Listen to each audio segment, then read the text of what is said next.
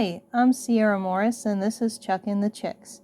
Today I'll be answering your most searched backyard chicken questions.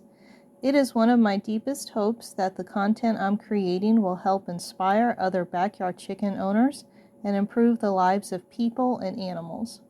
I hope through sharing my experiences homesteading on our tiny farm, I can inspire others to seek out more nature-aligned and peace-inspiring experiences through sustainable living practices. Keeping backyard chickens has led to so many amazing and positive changes for me and my family. I'm so excited to share the wonderful things I've discovered so far on our micro homestead journey. I'm always on the hunt for new ideas to create meaningful content that will prove useful to other backyard chicken owners. I thought this would be a great idea to address some of the most searched chicken questions. While some of these questions I anticipated, some of them were a total surprise. When will chickens start laying eggs? So generally, hens begin to lay between 6 to 8 months of age, provided their basic needs are being met and there are no health issues. For some of our ornamental breeds, this period of wait was even slightly longer, closer to a year.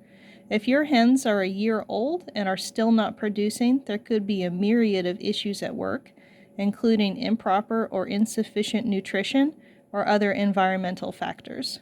Can you eat a fertilized egg?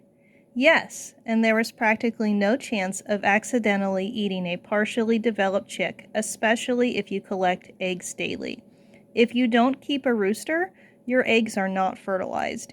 Even if they are fertilized, it takes 21 days of a hen consistently brooding or sitting on an egg in order to hatch it in order for a chick to develop. The journey from fertilized egg to chick takes 3 weeks. As long as your eggs are regularly gathered, they will not develop into chicks. Collect eggs daily as part of responsible animal husbandry and backyard chicken maintenance. Question number 3, can you feed chickens pineapple?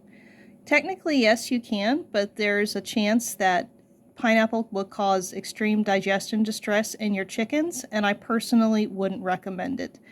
People do different things with their own flocks, and perhaps others have had positive experiences doing this. If you do choose to offer pineapples to your chickens, only do so very rarely and in very small portions. But again, I personally would not recommend this practice because it has a chance to cause your chickens extreme digestional distress.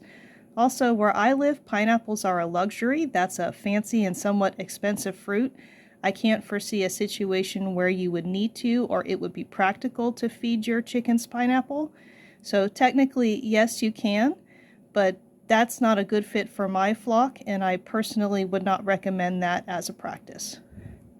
How many eggs will a hen lay?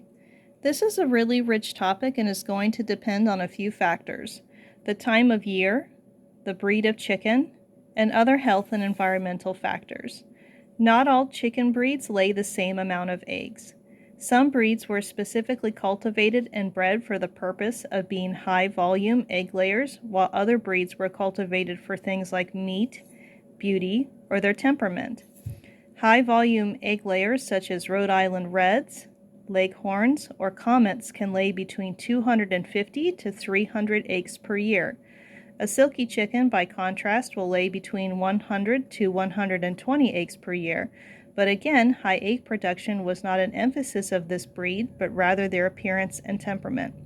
Hens don't lay 1 egg per day, rather their production levels are impacted by natural light exposure, which changes with the seasons.